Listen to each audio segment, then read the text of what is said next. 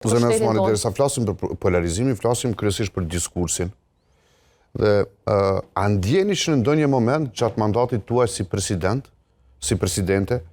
nuk keni bërë mjaftueshëm për ta për ta sulmuar këtë lloj diskursi polarizues? A ndjeni që mos ju keni borxh mediave kur quheshin media të Vučićit? A ndjeni që ka qëndash të bëni diçka më ndryshe, ose mos ndonjëherë jeni ndjesh që jeni bërë pjesë e gjuhës polarizuese? Jo, nuk jam bërë pjesë e gjuhës polarizuese, por po, ka momente të ndryshme në 5 vjeçarin tim si presidents që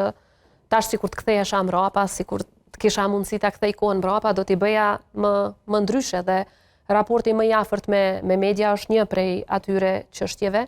Ndoshta për shkak se unë kam ndërtuar raport shumë të mirë me mediat përgjatë karrierës sime politike dhe ju kam parë edhe si bashkëpunëtor, edhe si shok, edhe si njerëz me cilët kemi udhëtuar dhe në kohë shumë të rënda për Republikën e Kosovës, jemi ulur bashkë dhe kemi parë si mund të kontribojmë për Republikën e Kosovës. Dhe pastaj kur jam zgjedhur presidente, një farë mënyre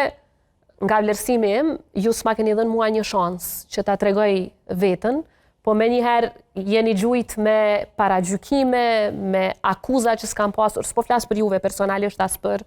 media në cilën jam prezent këtu në fakt, po për disa.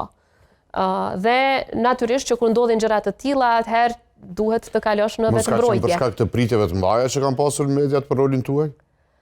Po unë kam kryer rolin tim ashtu siç ma kërkon kushtetuta, po e them që ndoshta është dashur që të mbaj raporte shumë të afërta